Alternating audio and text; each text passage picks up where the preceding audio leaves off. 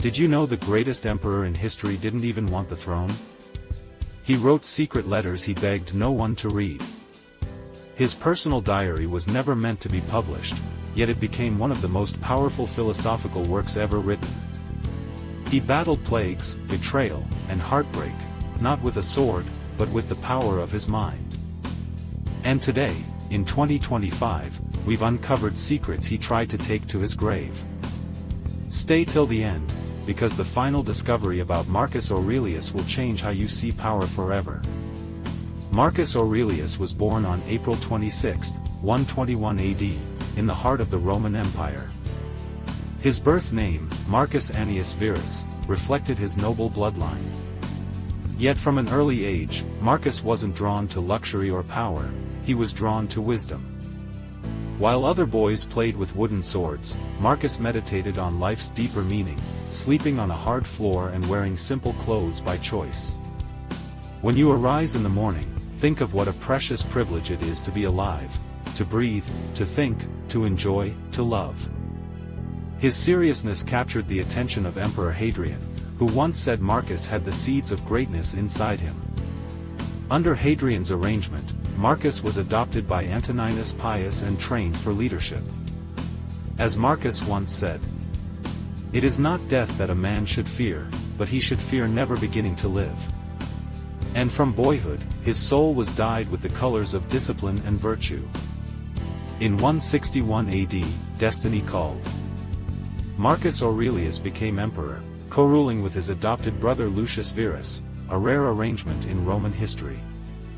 Rome faced threats on every side, plagues, invasions, and political instability. Yet Marcus remained a steady force, leading armies personally into brutal battles along the empire's borders. Even amid chaos, Marcus clung to his Stoic beliefs. He understood that while he couldn't control external events, he could control his own mind. As he wrote, "You have power over your mind, not outside events. Realize this, and you will find strength." It was this inner fortress that allowed him to survive, and lead, through the darkest days of his reign. As wars raged, Marcus carried a secret weapon, not a sword, but a pen. Late at night, inside cold military tents, he wrote private reflections, never meant for anyone else to see. These writings would later become meditations, a timeless manual for resilience, leadership, and virtue. Meditations is raw, vulnerable, and shockingly human. In it, Marcus reminds himself, "The happiness of your life depends upon the quality of your thoughts." Today, meditation stands as one of history's greatest self-help books, offering timeless advice to anyone struggling with fear, anger, or doubt, even 2 millennia later. Marcus' reign was a crucible of suffering. The Antonine Plague, likely smallpox, decimated the population. Germanic tribes threatened Rome's northern borders. Meanwhile, the Senate buzzed with plots and betrayal. Yet Marcus never wavered in his duty. When Rome faced financial collapse, Marcus famously auctioned off treasures from the imperial palace to fund relief efforts. His philosophy guided him, just as he wrote, "Waste no more time arguing what a good man should be. Be one."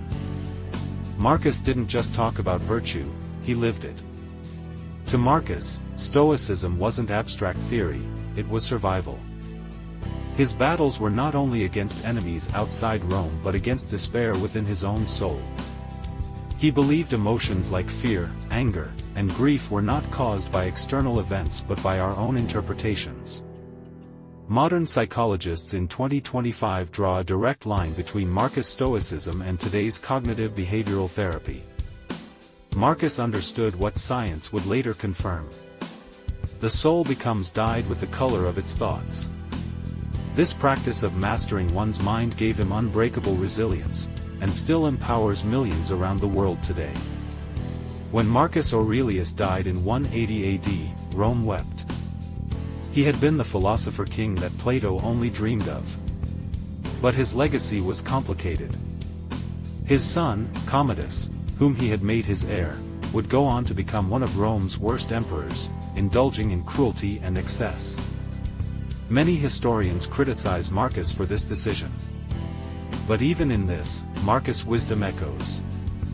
If it is not right, do not do it, if it is not true, do not say it. He led by example, but he could not control the hearts of those who came after him. Fast forward to 2025, historians are still uncovering pieces of Marcus' world. This year, archaeologists discovered a Roman military outpost in Greece, believed to be commissioned under Marcus' orders. Among the ruins, inscriptions echo Stoic teachings, suggesting Marcus intentionally spread his philosophy among his legions. Even more thrilling, newly analyzed letters suggest Marcus dreamed of founding a philosophical academy in Rome, a school of virtue for future leaders. Imagine a world where politicians were trained in Stoic wisdom.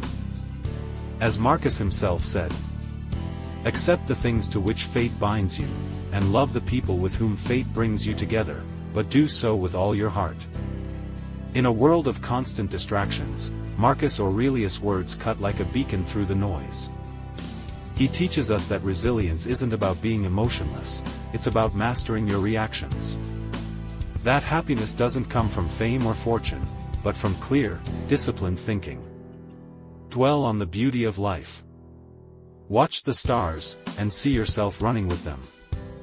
In 2025, in a world obsessed with speed and instant gratification, Marcus Aurelius offers us something infinitely more valuable: perspective. He reminds us, the best revenge is to be unlike him who performed the injury. And perhaps most importantly, that true greatness is quiet, humble, and deeply rooted in virtue. Marcus Aurelius lived almost 2,000 years ago, but his voice whispers louder today than ever before.